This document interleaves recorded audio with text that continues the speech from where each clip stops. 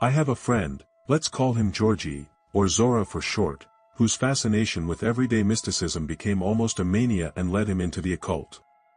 And from the occult, to a doctor's office, first because of a physical ailment, and later due to mental health issues. But I won't get ahead of myself. Judge for yourself. Zora grew up in a good family. He was the only and beloved son.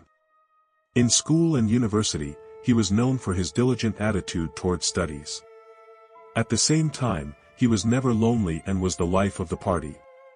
He played the guitar very well, at least, for a clumsy bear like me, it seemed unattainable. Consequently, his popularity and the attention from girls never faded. He often changed his romantic interests. The girls were different, usually not from our circle. One's own, that would be risky and fraught with consequences. And then, one day, he brought an unfamiliar girl into our group, a fidgety, long-nosed brunette with the springtime name Marta. From her very appearance, she clearly belonged to a certain subculture. Which one, you ask? Well, it's not hard to guess, really. Black tones in her clothing, hair the color of a raven's wing, a pale complexion emphasized by makeup, eyes and lips heavily lined with mascara and pencil, bluish-toned lipstick, and bright green contact lenses. Other details also hinted at her belonging to devotees of crypts, vampires, and fringe occult practices. Yet her face was completely ordinary, and, as they say in Odessa, her figure was almost non-existent. What was so captivating about her that Zora lost all sense? Perhaps only one thing, her voice. Marta sang like a mythical siren. Her enveloping way of speaking and the ear-tingling timbre, that was enough. Zora dated Marta for a long time, and during that period, he became fascinated with the occult. A couple of books on the subject appeared in his home, and nearly all his computer bookmarks led to sites about the Kabbalah or interpretations of the Lesser Key of Solomon. It all resembled a teenage obsession, fleeting, yet intense. Though by age he was no longer a child, 21, with military service behind him. Nevertheless, Zora seemed to lose his mind before our eyes. What had been a playful, costume-like interest with a touch of gothic flair turned into his main pastime. For a while, he disappeared, not calling, not meeting friends, not responding to messages on ICQ or email. We joked that he had gone into the astral and wouldn't be back soon, and we weren't far from the truth. 6 months later, I accidentally ran into him on the street.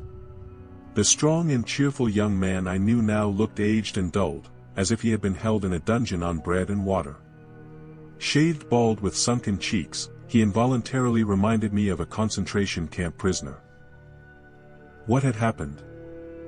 His words puzzled me and left many doubts and questions. But that's why we write these stories, so more people can reflect and draw their own conclusions, right? 2 months before our meeting, Zora decided to carry out what he called a magical experiment, and got a tattoo on his forearm at a reputable salon. The design was not ordinary, it was taken from a popular grimoire among mystics, containing descriptions of seals and sigils. Which spirit he dedicated the tattoo to, I will not say, for certain reasons. I will only say that it was a very dangerous entity.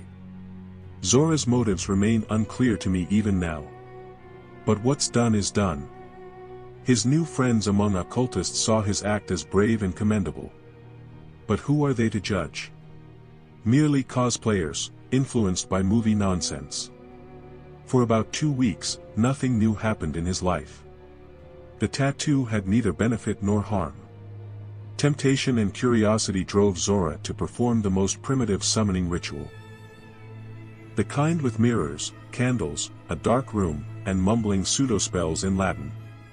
He wanted to activate the sigil. And even though the ritual was ridiculous, his intention was strong and deliberate. Perhaps that was the key factor in the whole event. It was night. The only light in the room came from a red candle placed between 2 small mirrors. Above the candle, Zora moved his marked hand in gestures and recited some nonsense. Nothing happened. No sounds, no voices, no moans. Just silence and the crackling of the candle. After an hour, the would-be magician abandoned the attempt and, annoyed at the spirit, went to bed. Sleep came quickly. In his dream, the young man was performing another ritual. But this time, everything was illuminated. At his first summoning, a man appeared out of nowhere. He looked about 30, athletic, and nothing in his appearance was repulsive. The strange guest began arguing with Zora, saying that the hand should have been cut off and burned, otherwise the offering would be incomplete. And if that wasn't done, he would take it by right of the seal. When the argument turned into shouting, the stranger grabbed the spot where the sigil had been tattooed with his massive hand. The young man woke up screaming, feeling that the tattoo was literally burning. By morning, his skin was covered with blisters. Visits to doctors brought a grim diagnosis: tissue necrosis. Within a week, the tattoo had turned into a pus-filled ulcer. On top of that, terrifying hallucinations and visions began. Zora was afraid to fall asleep, knowing that only nightmares awaited him on the other side of reality. Voices constantly whispered, and faint movements seemed to appear in the empty room. Alongside the hand's problem came severe depression with suicidal tendencies. Particularly unsettling were the nightly visitors.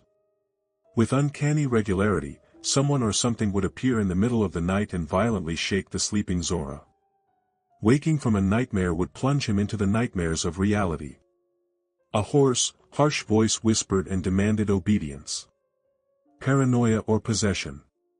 Treatment took time, health, and a considerable amount of money. He had to visit a church and even go to a village healer. The hand was saved. But where the unholy mark had been, a deep and ugly scar remained. As for his mind, I dare not make a definitive judgment. Perhaps you've heard something similar, or maybe you're reading such a story for the first time. In any case, be careful what you draw, especially on your own body.